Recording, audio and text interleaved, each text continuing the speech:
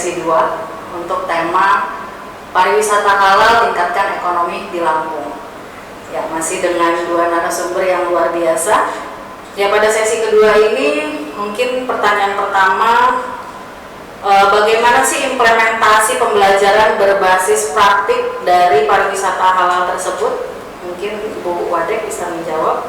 Jadi kalau misalnya implementasi untuk praktik yang ada di Fakultas Bisnis, ya biasanya memang kan prodi pariwisata ini belum operasional ya Bu, jadi memang operasionalnya baru tahun ini. Tapi untuk praktik-praktik apa saja yang ada di Fakultas Bisnis itu, yang pertama biasanya kita sudah melakukan tiap tahun untuk KKL, kunjungan kerja lapangan dan PKL. Kalau KKL itu kita memang langsung ke perusahaan-perusahaan yang ada di Jakarta dan di Bandung, itu kita kunjungi untuk agar mahasiswa melihat langsung apa saja bagaimana dunia usaha, dunia kerja gitu. Lalu juga mereka melakukan PKL, praktik kerja lapangan, yang memang dilaksanakan ketika mereka sudah semester 6, itu mereka memilih perusahaan atau UMKM mana yang mereka bisa untuk dilakukan magang.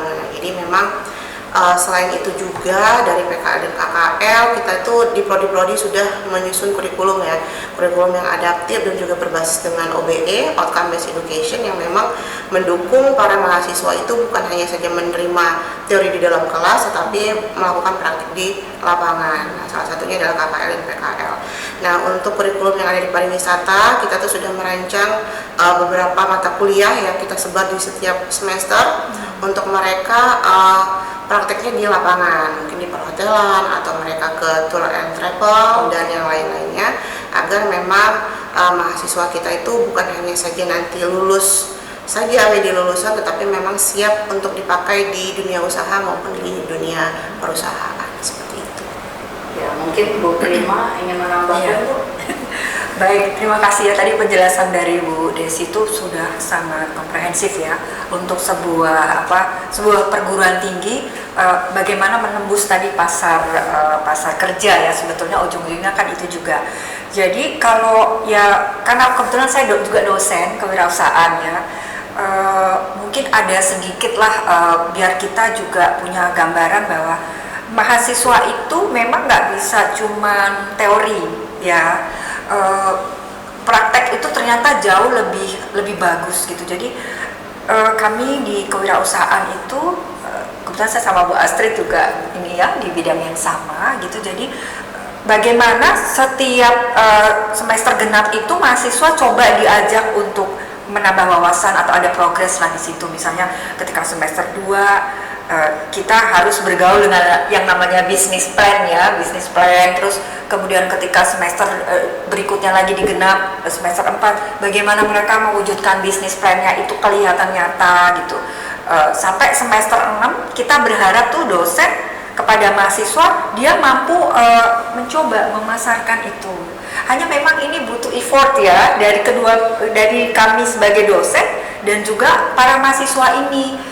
Nah, ceritanya sih hal-hal seperti itu memang sudah digaungkan di beberapa beberapa perguruan tinggi, banyaklah di sana. Dan kebetulan karena kita mau menuju kepada pariwisata, di KWU juga ada pariwisata dan akan dibentuk pariwisata baru.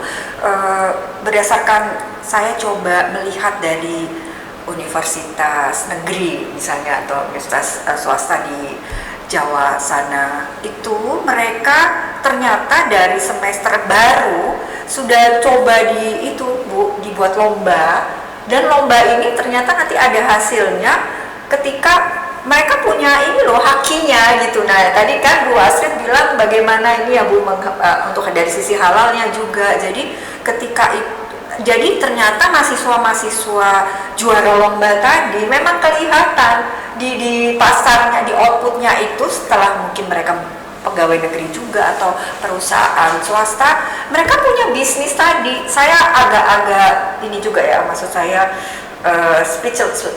speechless lah ya ketika ada mahasiswa. Nah, mereka tuh bangun travel di masa mahasiswa. Mereka juara tadinya, dan yang diajukan adalah, kalau kita mungkin kebanyakan sekarang masih makanan ya Bu ya, makanan atau yang sifatnya produk lah, bukan layanan. Nah, mereka coba menembus pasar itu karena kita sekarang perbincangannya mengenai pariwisata halal. Mereka punya travel sendiri yang mahasiswa loh itu. Mereka jadi guide tournya, mereka sendiri yang merancang kemana sampai ke Thailand, dan itu konsumennya adalah teman-temannya sendiri gitu, dan dengan harga murah. Jadi orang nggak takut lagi mau tur 2 malam 3 hari, cukup dengan 2,5 juta, itu kembali lebih dari itu ya kan. Jadi saya pikir mungkin di sini kita mau mencoba itu tadi, kolaborasi antara mereka yang melakukan pengelolaan pariwisata dengan kita yang mau wisata itu. Ternyata ke Thailand cuma bayar 2,5 juta, ke Malaysia juga sama gitu dengan waktu yang lebih lama dan murah, dan itu ternyata membimbing mahasiswa untuk lebih percaya diri. Mereka sendiri jadi guide tournya loh, mau nggak mau. Nah, saya kemarin berkaca di KWU itu ternyata ada yang punya villanya ya, mahasiswa kita. Kita dorong untuk, kan kalau di kita di pantai itu di daerah sana ya Bu, daerah ujung lah, Lampung Barat ya, ke sana, Skincau ke sana, itu Liwa, itu kan sudah bagus-bagus gitu. Nah, ternyata mahasiswa kita juga banyak dari sana, dan mereka ternyata ya alhamdulillah kemarin ada yang punya mengelola sendiri, jadi mungkin jadi lebih bagus lah dengan adanya ini pencerahan praktik langsung. Iya, begitu harapan saya. Ya mungkin implementasi dari kurikulum OBE itu sendiri, karena tadi ya Ibu Prima dan Bu Desi, kita kurikulum OBE kan praktik 70% dan teorinya 30% ya, tidak seperti yang KKNI. Kita berharap bahwa Fakultas Bisnis itu tidak hanya mencetak pencari kerja, tetapi juga sebagai pencipta lapangan kerja. Ya, menarik sekali, tapi mungkin waktu yang terbatas, sehingga kita sampai ke closing statement dari kedua narasumber nih. Mungkin apa sih yang pesan mungkin ya kepada calon mahasiswa baru atau orang tua yang ingin mendaftarkan anaknya gitu ke Umitra, kira-kira apa nih yang bisa didapat, atau mungkin dari biaya murah atau bagaimana ibu-ibu ini?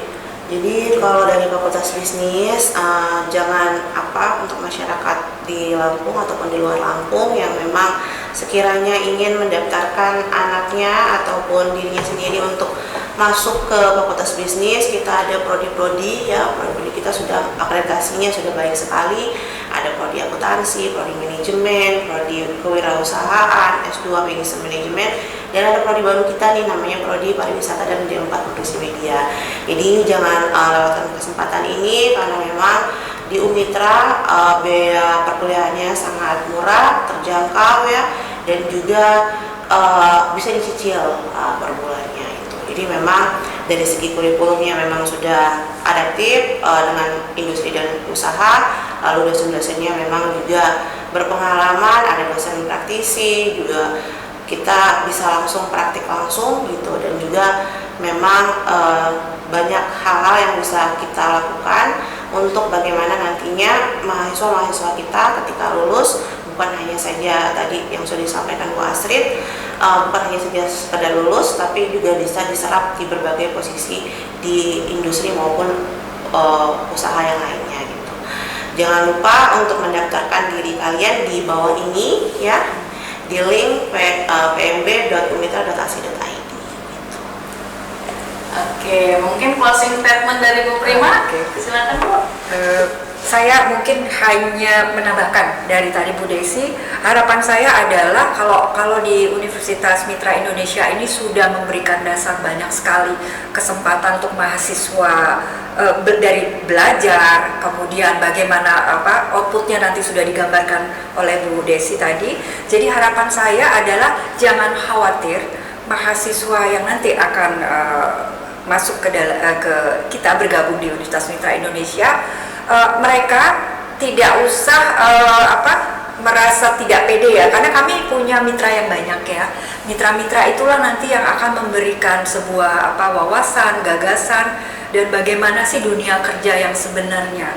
Jadi kita juga di Umitra sudah berkolaborasi dengan beberapa mitra yang kami anggap sejalan lah ya, sesuai dengan kebutuhan pasar pasar kerja di Indonesia khususnya, karena saya berharap mahasiswa mitra ini harusnya mengglobal ya, nggak cuma di Lampung aja, tapi bisa sama, dan saya yakin itu bisa terjadi dari kerjasama dengan semua pelaku di sini.